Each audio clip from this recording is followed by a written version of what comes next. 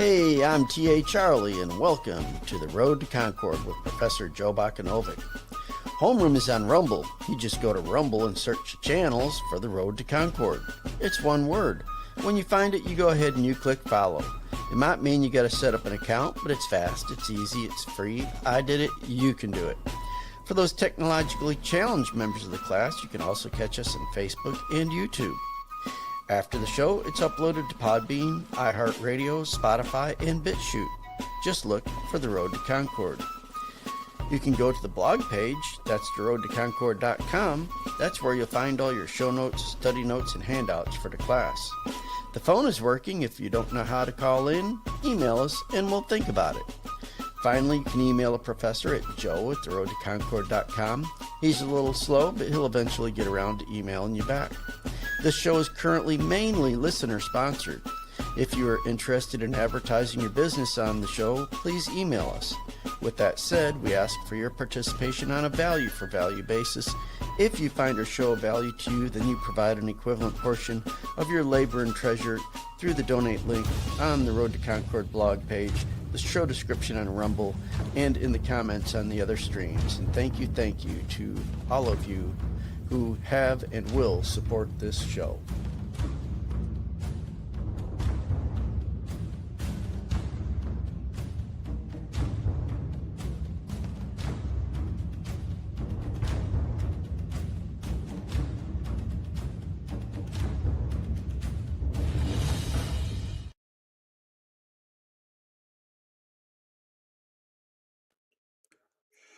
All right, it's going to be one of them days. It's a stitch day. Good morning. Welcome to the Road to Concord. Today is Thursday, July 30th, 2026. I'm your host, Joe Bakanovic. This is going to be one of those days for long-term class members here because, man, let me just give you an idea what this day is going to be like. Before the show started, I said, hey, Dr. Evil. And he said, yes, Mr. Bakanovic. And I said, well, I want you to do the show today. And he said, oh, yes, Mr. Bakanovic. I'd be happy to know. Whoa, wait a minute, Mr. Bakanovic. I said, what's wrong, Dr. Evil? He said, I am looking at your stack of stuff for the show. No, Mr. Bakanovic, I cannot do the show today. And I said, why, Dr. Evil? And he says, this is too depressing and scary, even for the most devout head of Hydra. You're on your own, Mr. Bakanovic.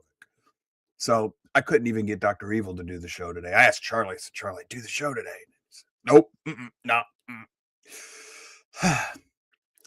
So here I am. Gonna be one of those days. Yeah, Charlie's flying without Natasha, no AI, so y'all be nice to him. Otherwise, he might get grumpy with you. But if you have any questions, anything, scripture, non-scripture, politics, history, I don't care. If you got anything you've wanted us to discuss, throw that in the comment section. If you wanted to call in for a while, just give us a call. This is a day we go in any direction we want to. Now, I got a few things I'm going to talk to you about, but it'd be easier to go ahead and have questions today because it'll keep me away from what I'm. I would love a snake call today. Oh boy, I would not be polite today. I'd lose my religion, Charlie. I'd probably trace their family lineage. The drill instructor in me is right near the surface, folks. Okay, you might want to explain that for some of our newer audience members. I am an acquired taste. I have a very acerbic personality until you get to know me and you learn that I don't mean to come off as insulting. We like to sometimes say I am the love child of Sheldon Cooper and Gregory House, the two TV characters. More House than Sheldon. But because House knew what the polite social etiquette was. He just didn't care until you get to know me. And I'll tell people that, well, Joe, you're being insulting. I'll tell people, no. If I want to insult you, there will be no doubt in your little mind when I get done that I wanted to insult you because I will trace your family lineage all the way back to Adam. In essence, I will sound like Arlie Ermy, the drill instructor in Full Metal Jacket, and I can keep up with Arlie. Any decent Marine that was in for more than 4 years, who ever put on corporal or especially sergeant stripes, by the time you put on 3 stripes on your shoulder like I had, you sound just like Arlie Ermy when your troops tick you off. So, yeah, I can trace the family lineage. It's not I know, like I sound like I'm bragging. It's the military humor side of me. And folks, if you've ever been around the military, the reason their humor is dark, it's a defense mechanism. If you can't cry, if you can't laugh, you're going to cry to the point where you can't function. Today's one of those days. Definition of sin. All right, there we go. We got a good question. Where was that? My definition of sin. All right, might not be your definition, but my definition of sin is very easy. You miss the mark. What's the mark?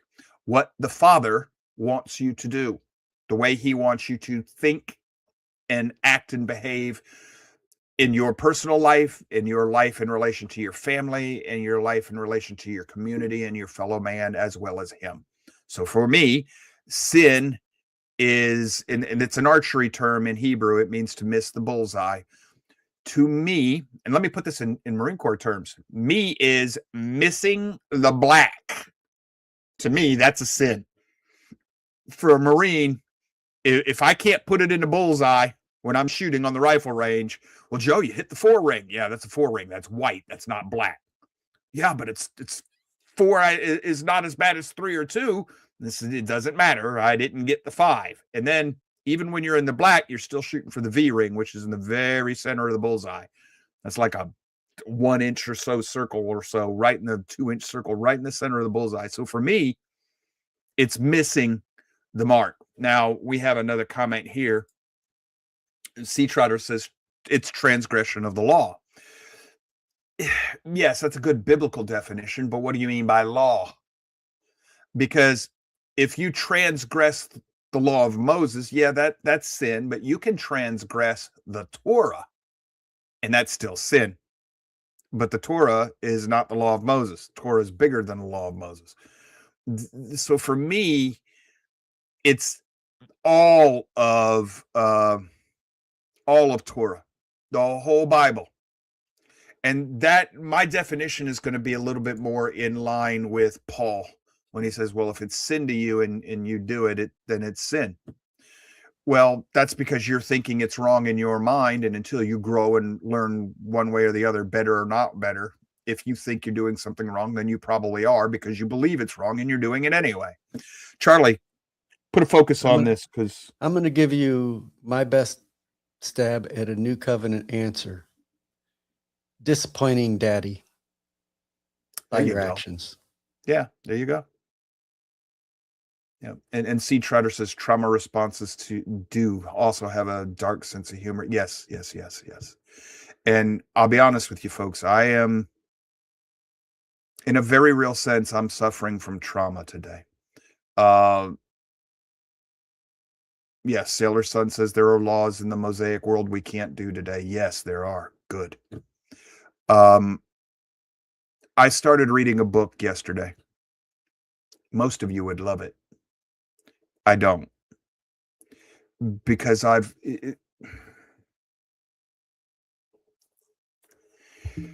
Charlie, what I want to say is going to hit way too close to the show that shall not be ever revisited.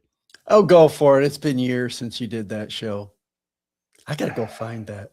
No, that show doesn't need to be reposted. We have an anniversary coming up. All right. So I'm a recovering narcissist. I don't like to talk about these things. So I'm about to tell you something. I'm going to share something with you. It's fire's hot, water's wet. Hopefully you understand what I mean by that.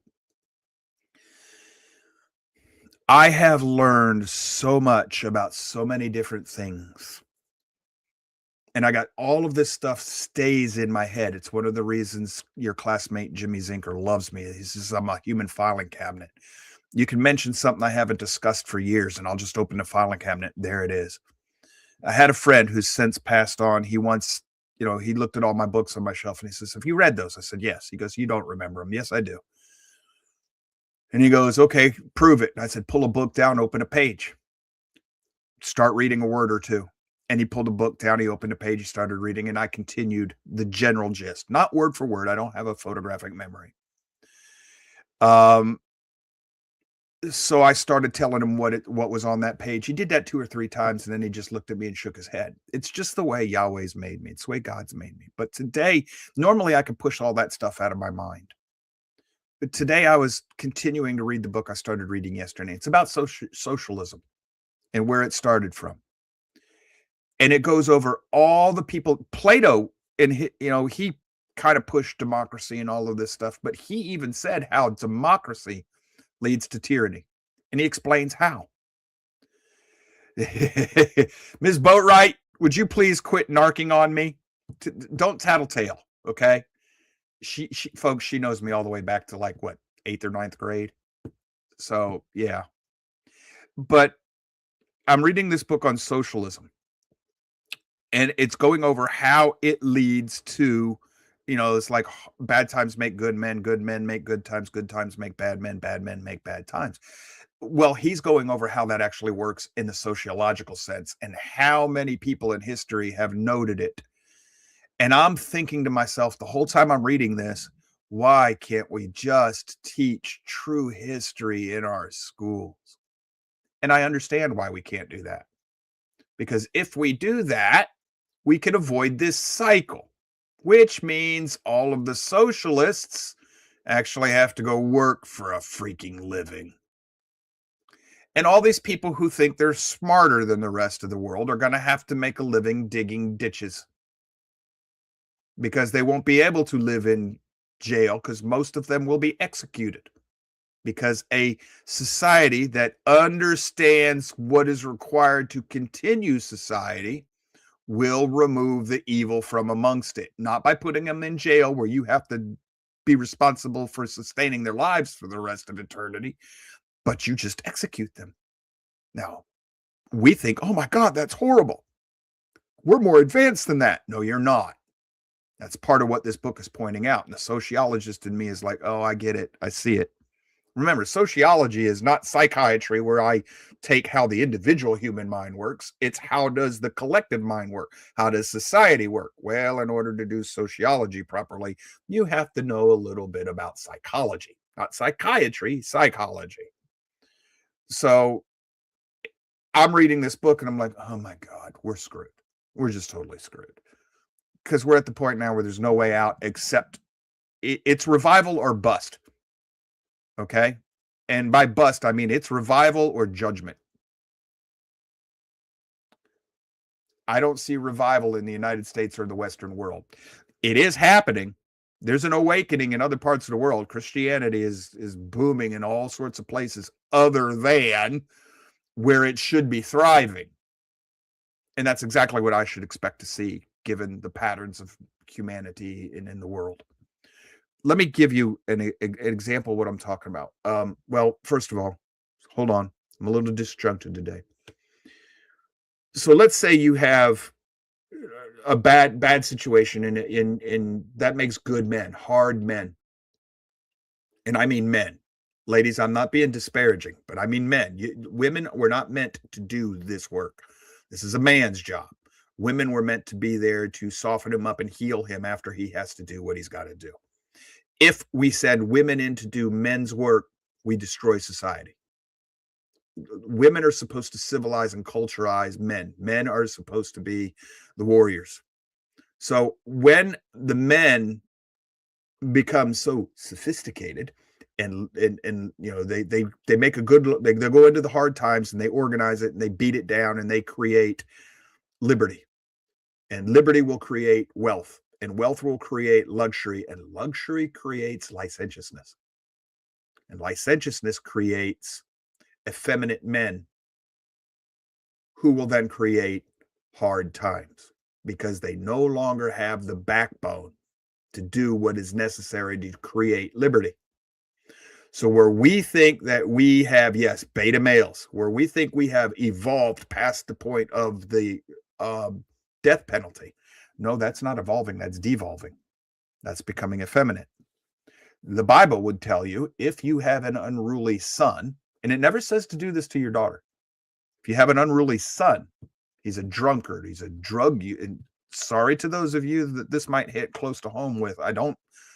Fire's hot, water's wet. Hopefully you understand what I'm saying. If not, ask Charlie, he'll explain. You take that drunkard, unruly, drug using, thieving, you take that juvenile delinquent to the gate of the city, which is where the elders sit. It's basically courtroom. You take them to court and you say, my son will not listen to us. They'll hear the case. If they decide that that person is beyond salvation, they'll stone them right then and there.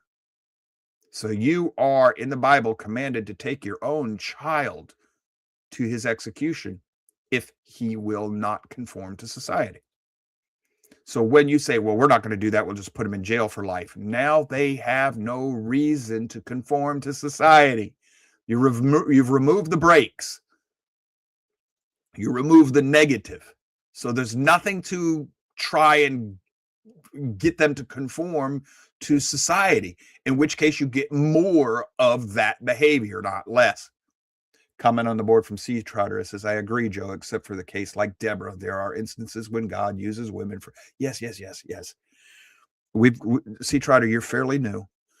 There's a passage, I think it's in Isaiah, where it says they're led by women and little children.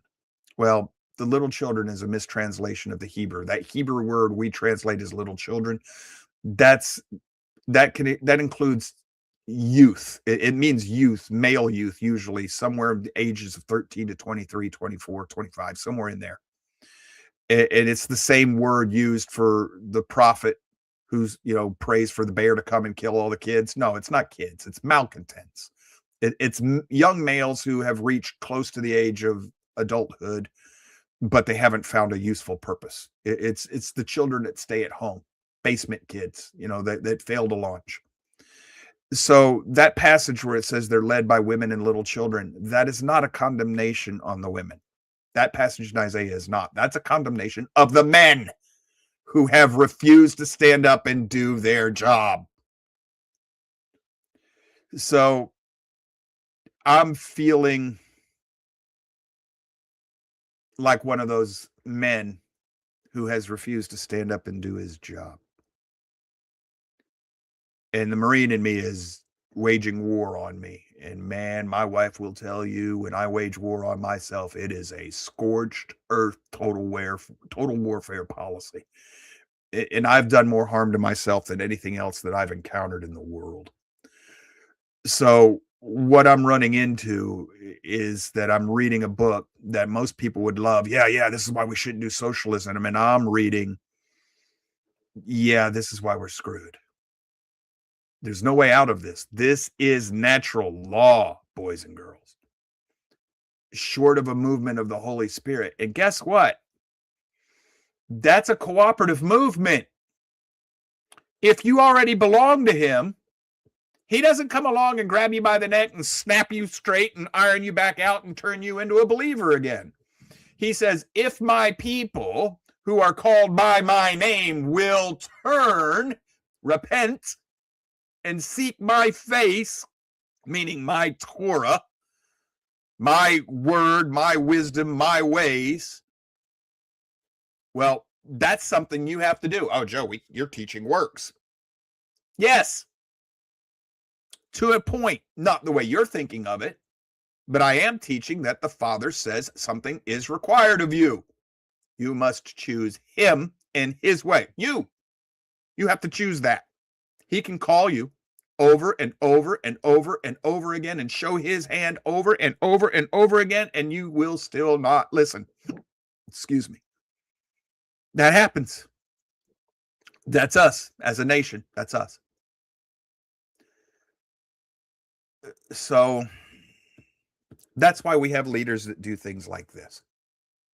If you're MAGA, you're not going to like me.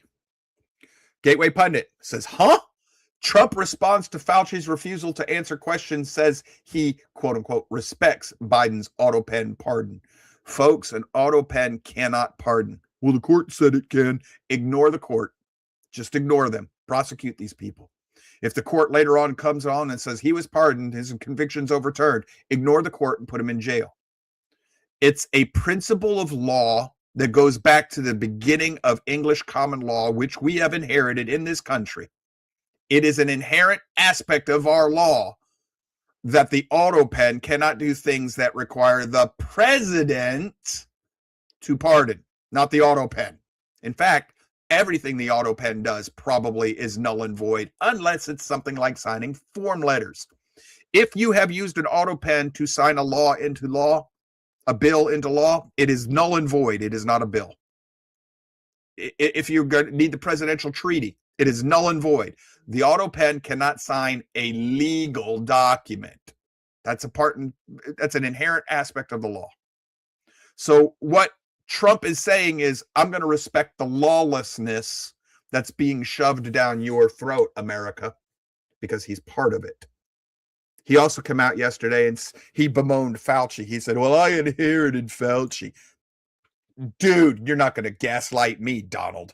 I was alive. I was there. I watched. You were doing everything Fauci and Scarf Woman told you to do. You were even boasting about Operation Warp Speed. We got Fauci's jab to you in faster time than anybody. Look at me. I'm the Donald. I did all great things. Oh, wait a minute. No, I had nothing to do with that. That was forced on me. Oh, bull.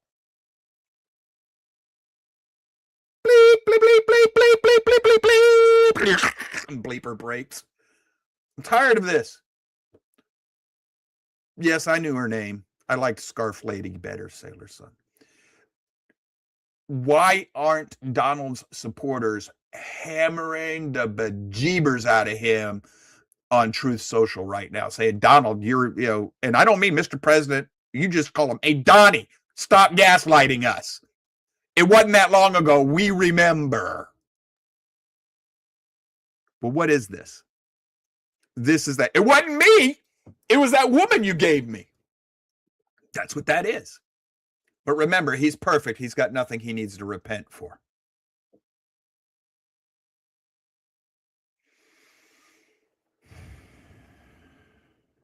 So, I told you, I'm in a mood. If you've got something you want us to chase, please put it up there. We'll do that. It'll get me out of trouble. Charlie will get it up and make it sure I see it. But here's another story I saw. Gateway Pundit, former Democrat Party activist, reveals the moment she knew she was done with the left. You can read through this story. You go find it on the Gateway Pundit. But what is she really upset with? She says she heard the head of the Democratic Party, the head intelligentsia, smarter than everybody else. They told everybody in a convention, we won't be getting those voters back. The white, middle class, blue collar, working, typical traditional Democrat. They're not coming back. The ones who left switched to Donald Trump. The future is young people of color. This is Christina Zinzu Ramirez roared into the microphone. But folks, that is an admission that the Great Replacement is the plan.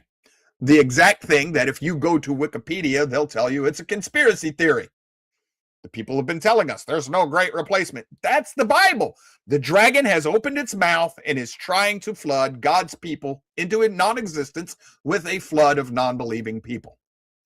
Say, Joe, you're sounding racist now. Yeah, that's because that's another one of the enemy's tools against you. I didn't say anything that had to do with skin color. Well, Joe, she was talking about people of color. She's the racist, not me. There are a lot of Caucasian illegals invading this country. You've just been taught not to think of them as Caucasians. What? Arabs. They're not Caucasian, Joe. They got brown skin. They're Caucasians. They're Semites. They're Caucasians in the way you think of race. I can't talk about this because it gets me strikes. Everybody will tell me what I'm... It's because you're ignorant. Charlie's begging for help. So this is in your this show is in your show notes. The Sailor Son. How about data centers and flock cameras? Oh, baby. Violation of the 4th, 5th Amendment, but specifically the 3rd. Well, Joe, that's got nothing to do with putting troops in a house. Quartering troops in your house is how the crown spied on you. What? Yeah. Nobody ever teaches the 3rd Amendment. That's what it's about. It's about not spying on the people. Flock cameras are a direct violation of the Third Amendment. Well, they keep us safer. If you want safety, go live somewhere else. Get out. Don't let the door hit you in the butt. That's not what liberty is. I don't want you in my country. The flock cameras in the data centers are all about Big Brother. They are literally about Big Brother.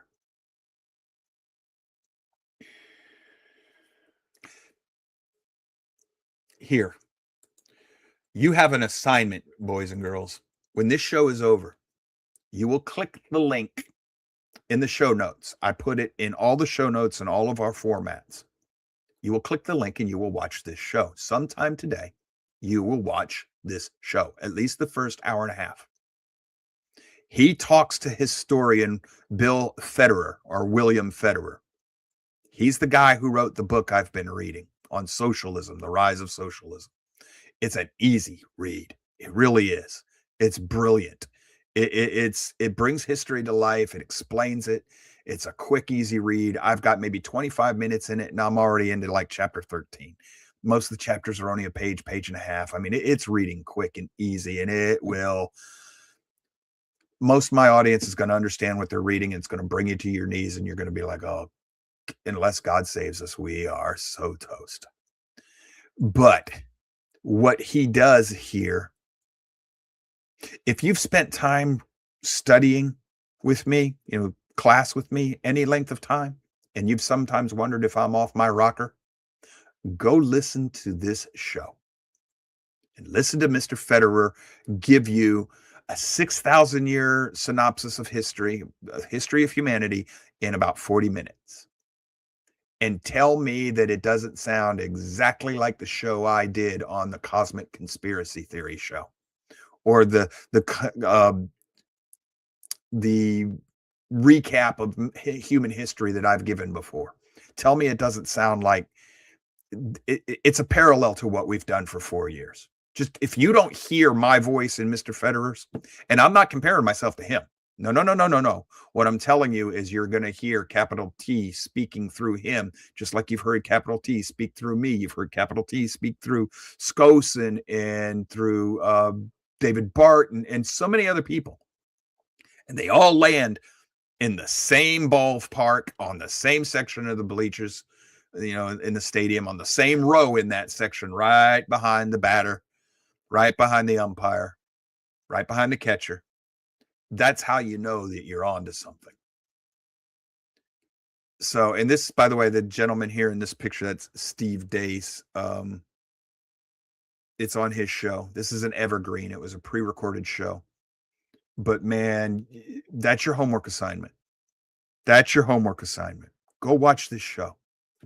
And if you're looking for political talk radio with a biblical worldview, you need to start listening to Steve on Rumble.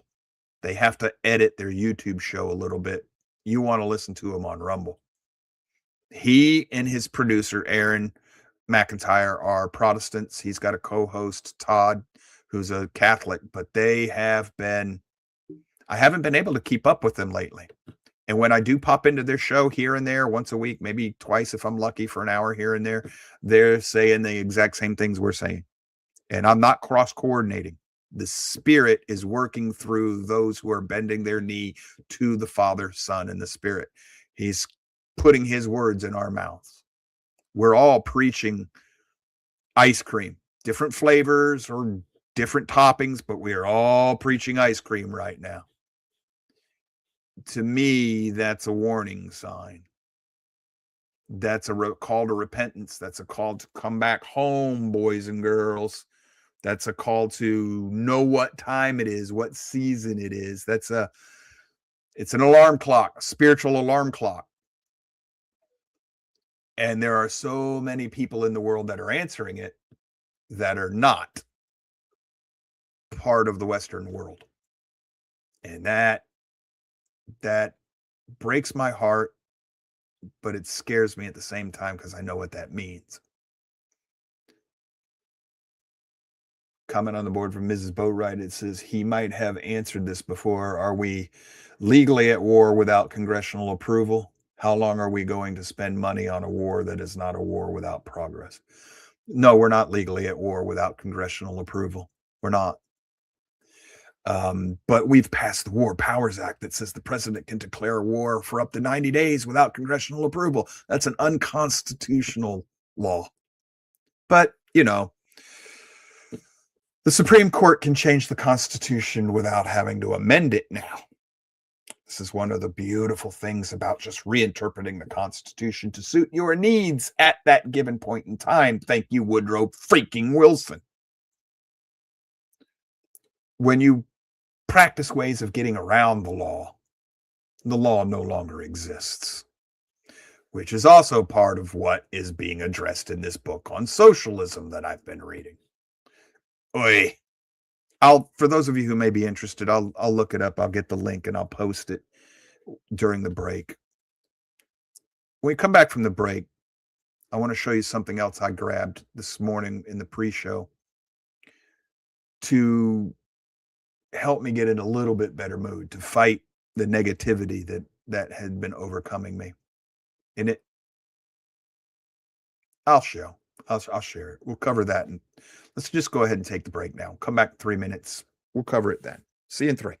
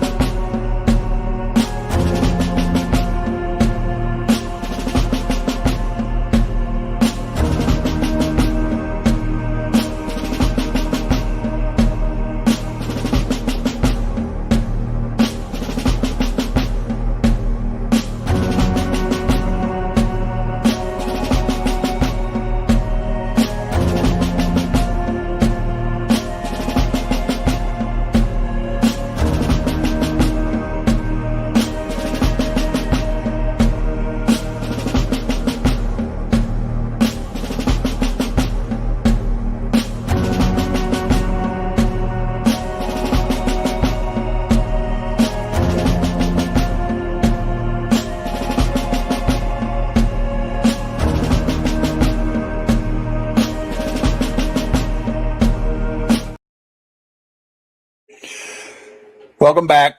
Annie told me, don't worry, be puppy. So she's here to make Daddy feel better. This is my Idjit, folks, in case you haven't met her. This is Annie, our youngest miniature schnauzer. She's our Idjit. She's not a dumb dog, but she dances to the beat of her own drum, especially for a schnauzer. All right.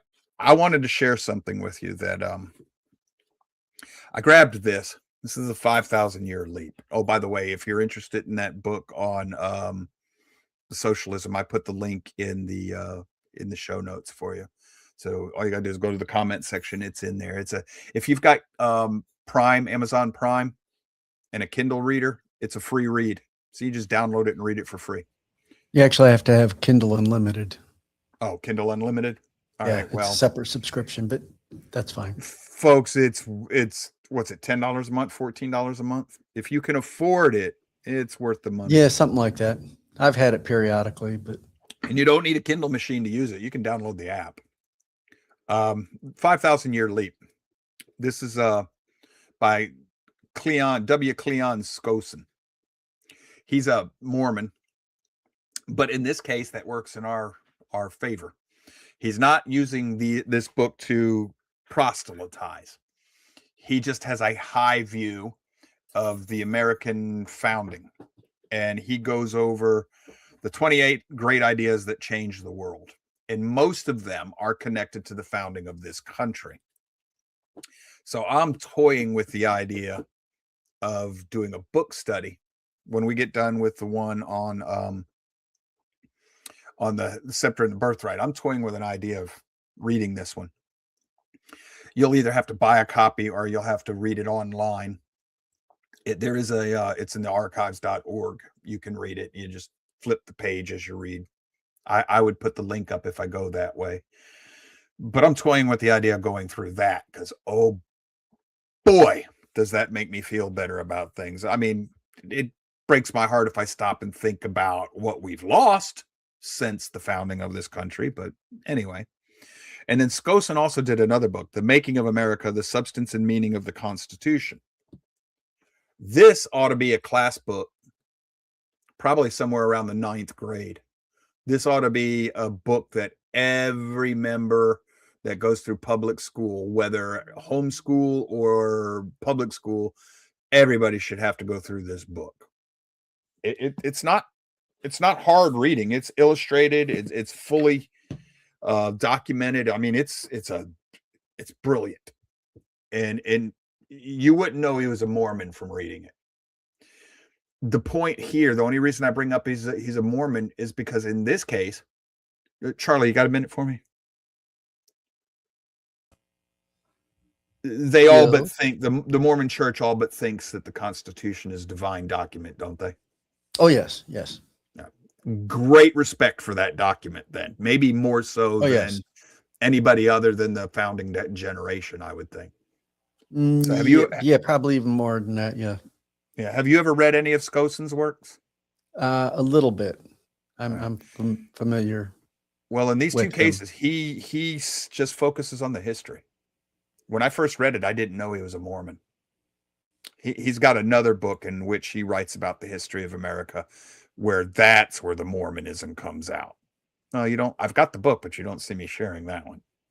So these two books, folks, they thanks, Charlie. They made me feel. Do you have anything you wanted to add to this? Guess not. No.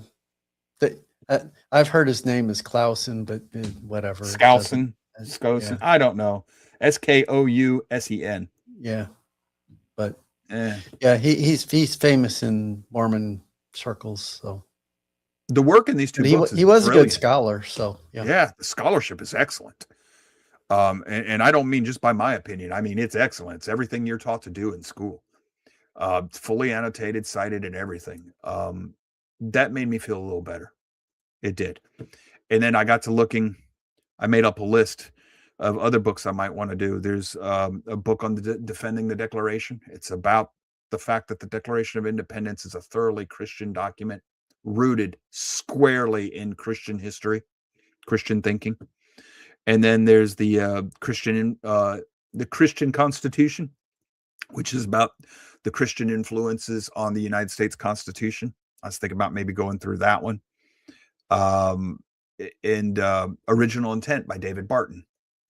I don't know, but I'm thinking about doing another book study, not so much religious this time, but into the founding of America, much like the American Covenant we did.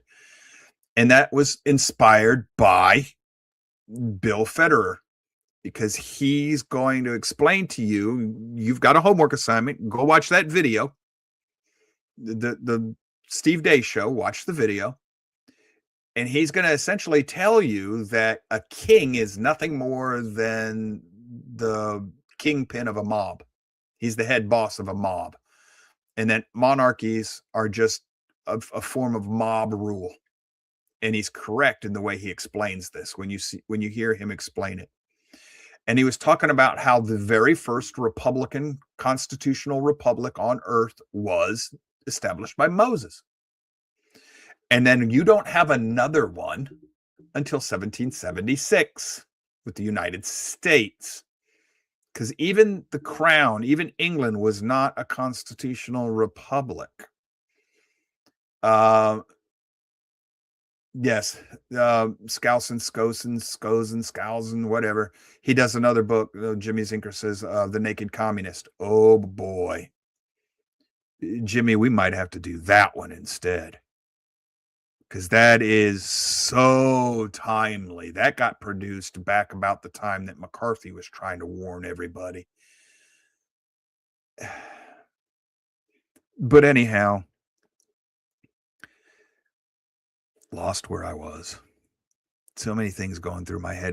Another thing I've been struggling with lately is I'm losing my ability to have multiple parallel conversations in my head to hold them. And my wife is laughing at me because she said, "Welcome to being normal." And I didn't know whether or not she was trying to comfort me or laugh at me. Folks, if you're used to being able to hold 3 or 4 conversations with yourself in your head all at the same time and understand them, and all of a sudden that's gone, I'm not dealing with that too well. So yeah, England was not a constitutional republic. So the founding fathers, that's where we're going to see the constitutional republic set up again. And he points out that in the constitutional republic, the king is the individual. The king is the individual citizen. And that brings duties, not liberties. Yes, there's liberty in it, but it brings duty. A duty not for everybody to do what they think is right. That's licentiousness. That's the libertarian ideal. That leads to tyranny. That's democracy. But in a constitutional republic, there is still a right and a wrong. And it's not mob rule. And you have to study the Constitution in its original context, its original intent. Every generation should learn it by heart. Why was it established? Who established it? What were they dealing with? What were they trying to do? What were they reacting to? Things like this. And you should instill that wisdom and the love for that wisdom and the traditions that support that wisdom in your children. That's what the Bible was teaching us. Make sure you teach the Torah to your children. Yeah, so that when they there grow up in there about that. Yeah. Teach it to your children and your children's children, and yeah. When they reach puberty, the guys go to Mars and the women go to Venus. That's going to happen. So when they come back, and now they're adults, when they come back to their senses, they should return to their teachings as a child, which is the essence of, if you're not a socialist when you're a kid, when you're young, you have no heart. If you're not a conservative when you're older, you have no brain. That's the essence of what that is. So, is that all you were chiming in here for, Charlie, or did you have more? That's pretty much it. So your homework assignment, go watch Federer's interview with, Steve Dace and all. Tell me if go watch it. If it doesn't reinforce everything you've been learning here, quit watching this show. I've been wasting your time. But if it does, then notice that Federer is a believer. And he's explaining everything in his understanding of history in biblical believing terms. And here's something else I've encountered. I was doing yesterday in the pre-show, I was doing a little work with, the British Israel theory. That's the idea of the two houses have reunited in the British Isles. Brit the people of the covenant, people of the covenant, men of the covenant, man of the covenant. Do you know what federation means? Covenant people. The United States is a federal government, a covenant of the people. So when I'm reading this article on Wikipedia and they're poo-pooing the British Israel, now the American Israel, what they call theory, and it's pseudo-Christian language saying that the archaeology doesn't support it. Swing and a miss. Wrong. It does. And then they're saying linguistics doesn't support the idea. Swing and a miss. It does. And all these things about, well, the Bible doesn't support it. Total swing and a miss. 3 strikes, you're out. Now, that doesn't mean that we've got this all perfectly understood, but there is definitely something there. It's not a nothing burger, as I like to say. So what's that got to do with anything? Well, Federer is looking at history from the perspective of a believer. So he sees the hand of providence, the hand of God, providence, in human history. Whereas if you are a non-believer, you look at it and it's just all happenstance and coincidence and just people responding to whatever. So if you call yourself a Christian and you see the world that way, you believe in evolution and just randomness of history, and you can't see the two houses and everything and all that.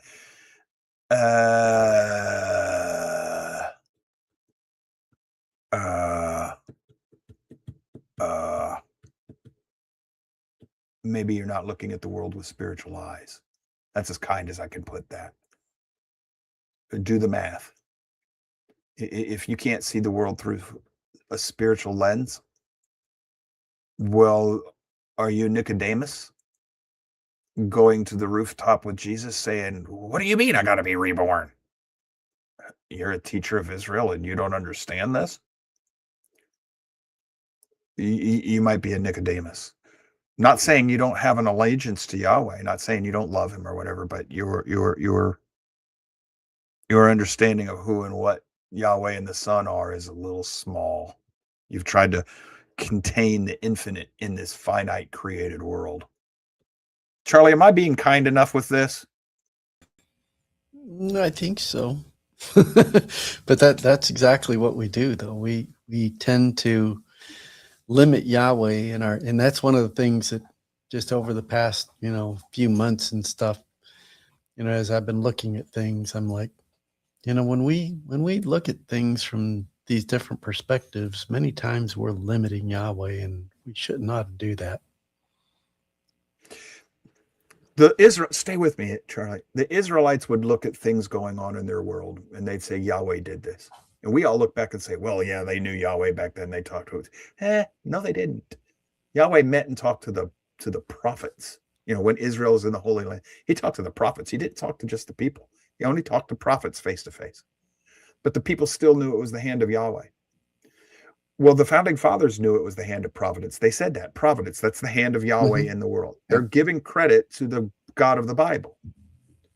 You and I don't do that anymore. Not as a people, not as a habit. Even in our own private lives, we do not look at and give credit to God. Yep. I was just having that conversation with my son this morning. Yes, you were. So, folks, if you can't see with spiritual eyes, are you calling yourself Israel? Because if you are, then I guess I would ask you, a child of Israel, do not understand these things?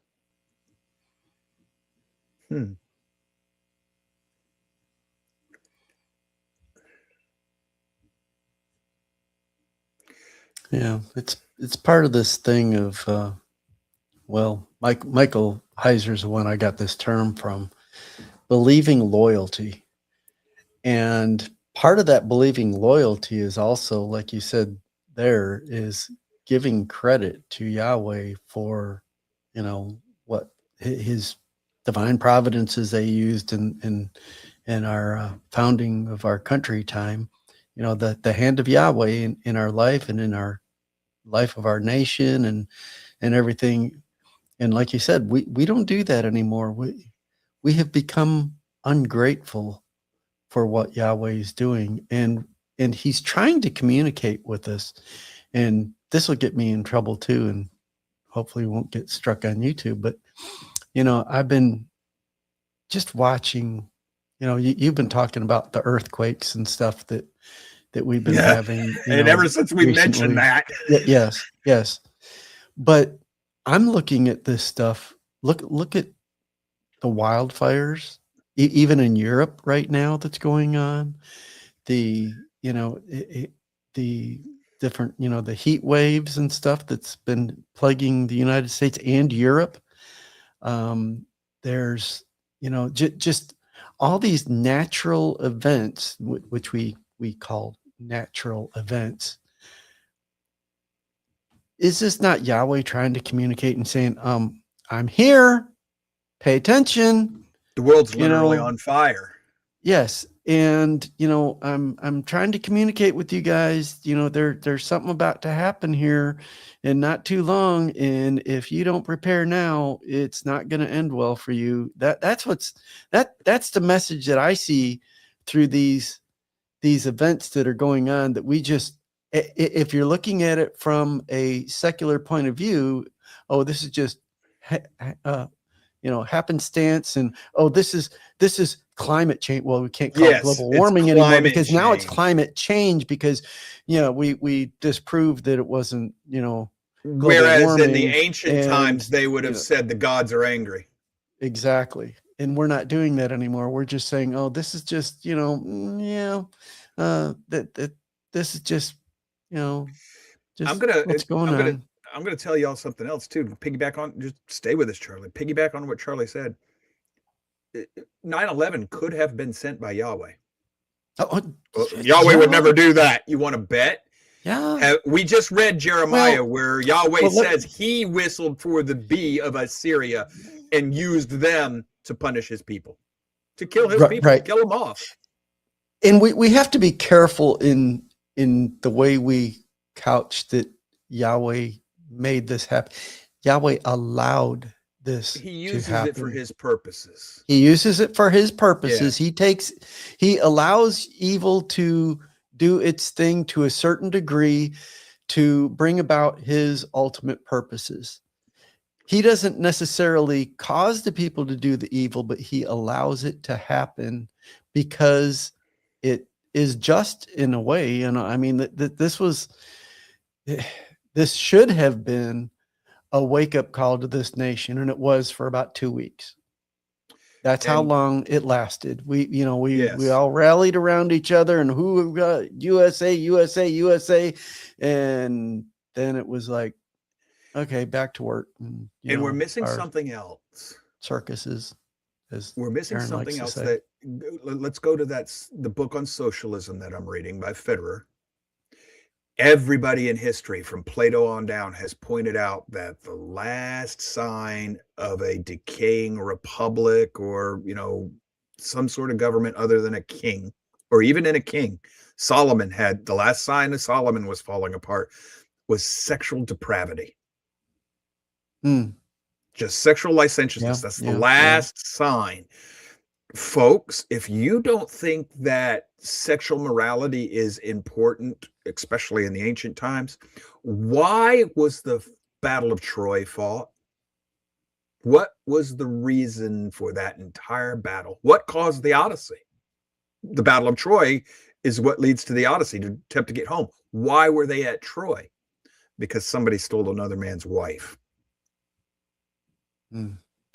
Why was Pharaoh upset with Abraham for lying? Because somebody might have lied with his wife. Yeah. That's a big deal.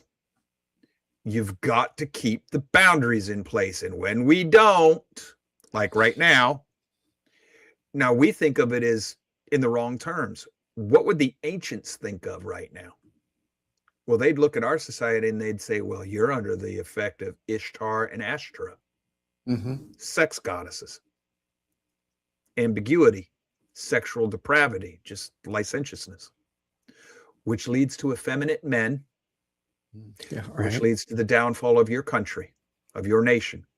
And I keep hearing the words that I read on the history of jihad. The Muslims were shocked when they were taking over the Christian lands. They were shocked at how effeminate the Roman men were.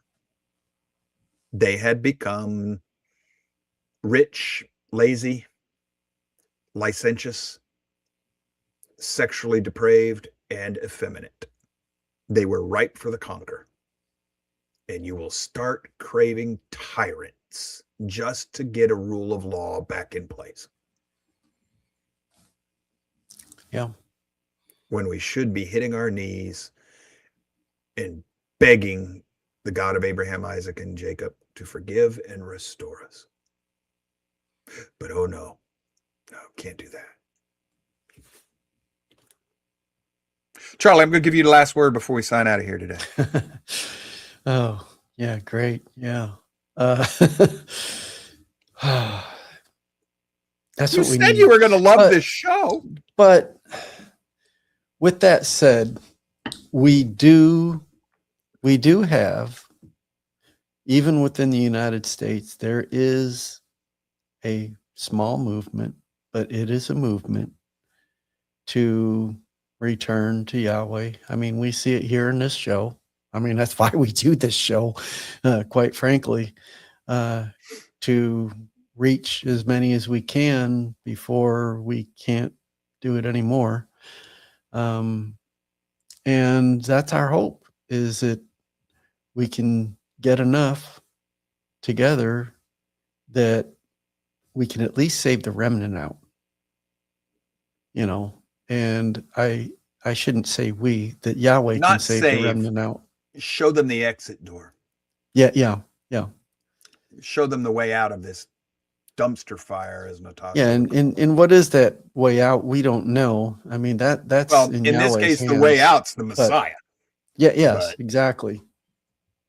Yeah, and we gotta.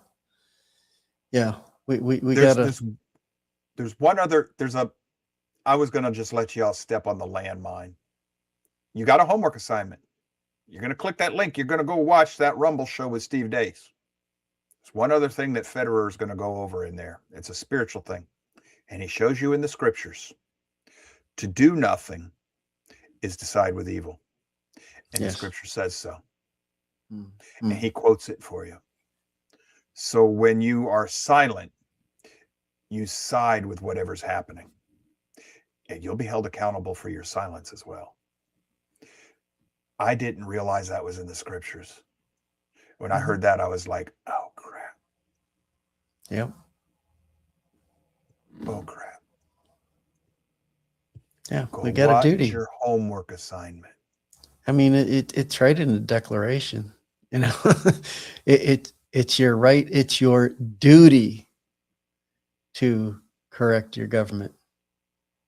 Yes, he's going to tell you that's actually in your scriptures. The Bible tells you have a duty to correct. All right, I'm gonna let you hit this one. This is, I don't know if this is our same friend or if this is a different friend, because Sailor Son was talking about what's wrong with Mamdani. He's talking about the mayor of New York City, right? That's what's wrong with him. He's a Muslim. He's a practicing Muslim. First of all, we now know that he didn't win the election. He won by a margin less than those fake ballots that were counted. So he's not the mayor, but they're going to let him be the mayor. So A, he's lawless. And if he was not a lawless person and he knew that that's how he got elected, he would step down because he didn't win it. So first of all, he's a lawless man. Second of all, it's probably because he's a Muslim. It's not straight up racism. Religion is not a race. So now you are being disingenuous, intellectually dishonest. You're showing that you've been programmed or that you are practicing a form of taqiyya. You're lying to further Islam or whatever, or you're defending Islam. Second thing is that a practicing Muslim cannot swear the oath of allegiance to the Constitution of the United States. Neither can a communist. And third, I'm not aware of the fact that we suspended the law that was passed that prohibits Muslims from being able to hold office in the United States of America. They say we suspended it, but I can't find the record of where we suspended that act. So that law might still be in place. But the last one is, this is an attack on the United States, and they have flat out said that their goal is to overthrow this country, which makes him an enemy of this country, which makes him a traitor. He's a naturalized citizen conducting a war on his country. He's a traitor. The question would have been better put, what's right with Mondani? The question there would be nothing. There's nothing right with him. He's even violating his own oath of office by funding these grocery stores where he's going to force taxpayers to allow people to sell things for less than what a legitimate business can do. He's putting the taxpayers at war against themselves. There's nothing right about that man whatsoever. Nothing at all.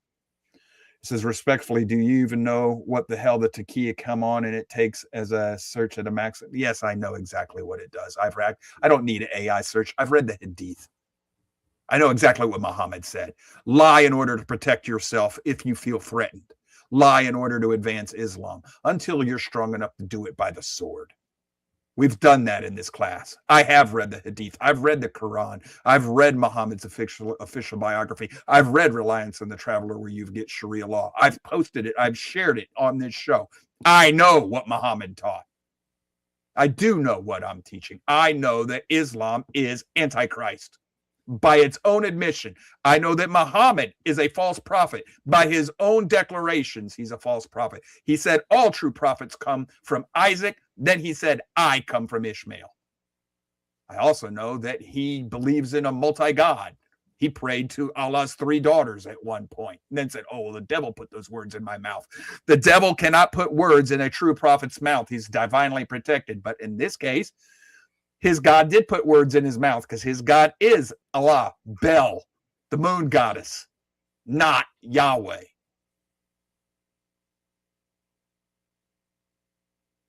Anything else? Okay, thank you. I'll let you finish up the show. Sorry about that, folks, but I don't deal well with Islam. I was born into war with Islam as a Marine. Folks, the Marine Corps was born to go protect American citizens from the Barbary pirates, Muslims. That's why we were brought into, and we do not deal well with them, because they are an enemy of this country from the beginning of this country. He never said it. 3 daughters is a lie. Then why is it talk about the satanic verses in the Quran? You just said the Quran's a lie. Thank you, brother. You just admitted a false religion. Send that one away, Charlie. I didn't say get rid of him. Just send the comment away. You can leave him there, but he just confessed to a false religion. And he just did taqiya. That's a lie. It's in the Quran. I've already shown you. It's called the satanic verses. Oh, I never said those. He just removes them. He abrogates things. No, thank you. Bye. By the way, another case for you here. The Quran says that you have to study the Bible for guidance and light. And then the Quran says, but the Bible's been corrupted. Well, if the Bible has been corrupted, then the Quran lied when it says to study it for guidance and light. But if the Quran has not been corrupted, then the Bible has not been corrupted. So you have an internal catch-22 within your own faith. Either way you go, the Quran tells you that it is not and cannot be the word of El Elyon, the one true God. How many times do you want to go this way? I know your faith better than you do.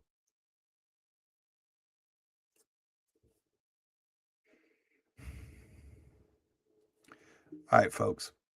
Apologize for that outburst. No, I don't. No. There are times where you must stand and say this far and no farther. Tomorrow we'll be reading again in The Scepter and the Birthright. Charlie's planning on doing a show for you Monday. I'll be back on Tuesday to continue in the Genesis, next 2 chapters of Genesis. And then next Wednesday, I'm going to set the stage for a study in the New Testament. And then I don't know what we'll do. We probably won't have a show Thursday unless Charlie steps up there too. I don't know. But we're going into our news cycle starting on Monday. So bear with us. We'll keep you posted. That's all I have for today. We'll get going. I watch too much Christian Missionary. Once again, Ahmad McFly. I read thousands of pages of the Hadith from the ones that both Sunni and Shia recognize. I've read the Quran. I've read Muhammad's biography, the one that Muslims call his official biography, and I've read the book from which you get Sharia law. I have not read Christian preaching. I've read those books, and I've listened to Muslims explain them to me. Muslims that, well, former Muslims, ones that have left, that used to be Muslims, that got pulled out by Christ. I know what I'm talking about. You, sir, madam, whatever, are lying. It's what you do. I don't know if this is the same person, but he's saying name 3 chapters. He's already done that multiple times. And go find our playlist. We have a playlist on Islam. Go watch that, and then we'll do. But anyway, enough. Yeah, enough. If that continues, that person can disappear, Charlie, because at this point that's been answered. So you can disagree with us. If you're intellectually dishonest, you don't stay here. Okay? Somebody who is demonstrating through their words and actions that their only purpose here is to disrupt the board and to lie, they're not allowed to stay. And to say, I can't name these 3, they're posted on my blog pages. They're in the video records of this show. I've named them off the cuff more than once. I know what I'm talking about. So anyhow, we're going to be getting out of here. Topic to cover: flock cameras is other surveillance. How are they unconstitutional? Third Amendment, Mr. Zinker. The Third Amendment is about the government not being allowed to spy on the people. That's why they housed soldiers in your home. It wasn't because they had nowhere else to put them. It was so that they could spy on you and go through your papers and see what you were doing and listen in on your conversations and keep you from being able to plot against the crown. That's what that Third Amendment is all about. It's about spying.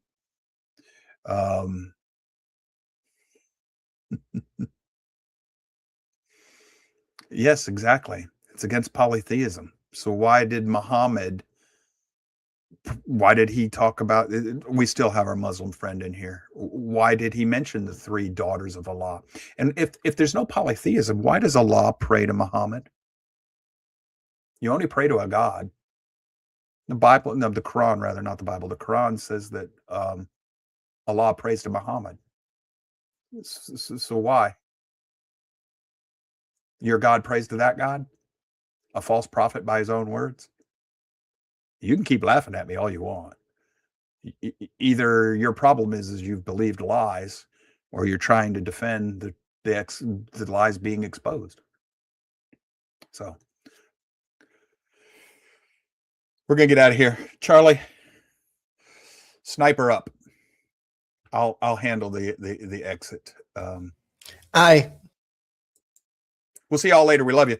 Bye-bye.